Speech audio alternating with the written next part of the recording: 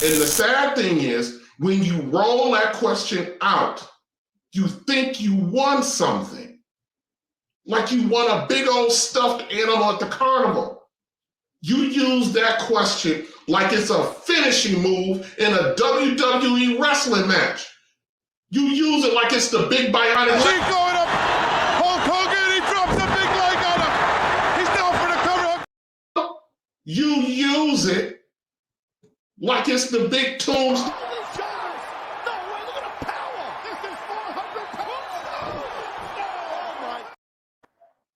Y'all use this stuff like it's like a finisher. Come here. That's how you use it. So before y'all all jump in the comments or come over here or texting me or emailing me, before y'all jump on me, hold on a second. Be brave and come on up on the stream and have some conversations with me about it. Here's the link. Be brave and come on up on the stream.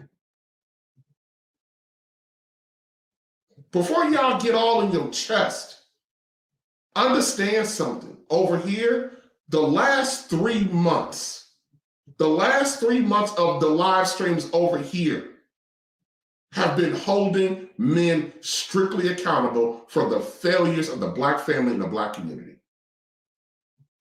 And during most of my streams, I have defended Black women's perspective based on the fact that many of our men come across like cowards. If you don't believe me, go back and look at some of my streams over the last 3 months. Go look at the 3-part series I did on Black men can't lead. And I talked about our poor image and the fact that we're responsible for our poor image. Or the 3rd series in that stream where I talked about Black men being cowards for not having enough in them to stand up to our women who get online. What about the stream that I called Black men we are not our grandfather's kind of men, where I talked about Black men being inferior to our grandfather's generation? How about that? Or how about the stream that I literally said, the title of the stream was Black men need to do more? How direct can you get? When that stream talked about Black men can't be satisfied with the way that things are now. We got to do more. Oh, how about the other stream? When I named Black men with female programming and software, where I talked about how Black men come across sometimes from like a woman from a behavioral standpoint. Even more, how I did a stream talking about is our word our bond, where I talked about how Black men don't keep their word. So what I'm getting into today with the ladies, don't come over here with that, you need to hold men accountable. Don't worry, we do that over here. I don't know many men who don't. So don't come at me with that stuff. And I don't want to hear nothing about what about this. So I don't want to hear about no whataboutism. I spent the last 3 months dealing with the failures of our Black men. So there's no need to come over here and be like, TJ, who hurt you?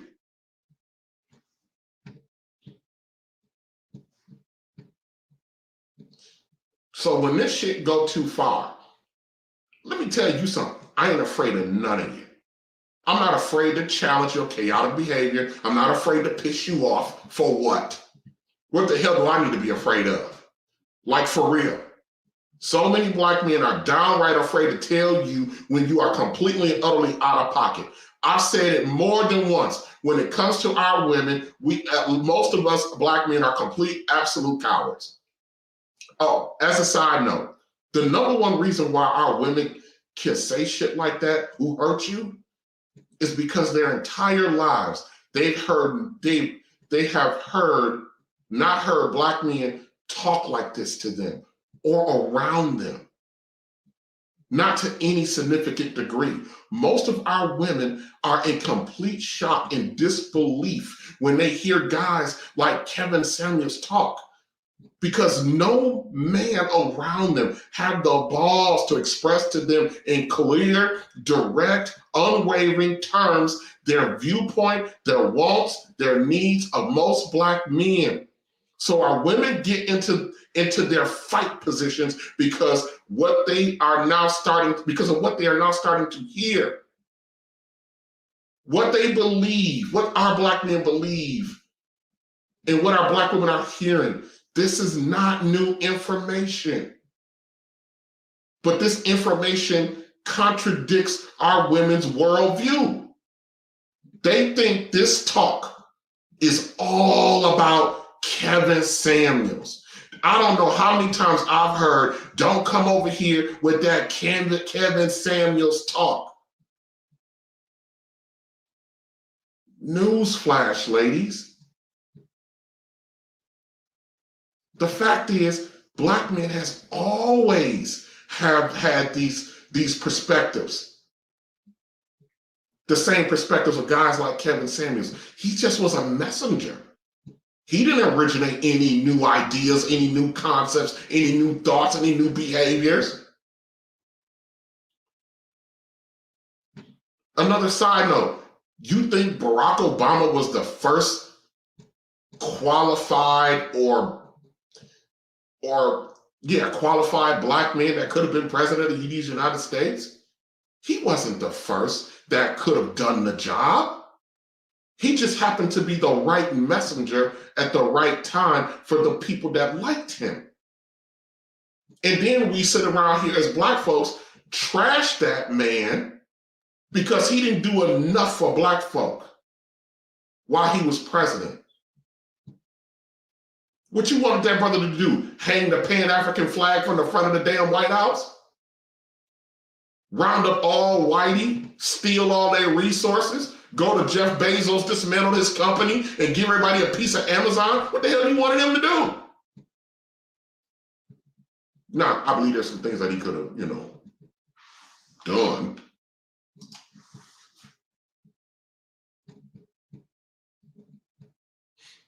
My Sexy is Strong just said most women aren't used to seeing men in authoritative positions. No. When I went to high school, My Sexy is Strong, let me tell you something. When I went to high school, there were a lot of Black male teachers in the high school. Positions of authority. Yeah.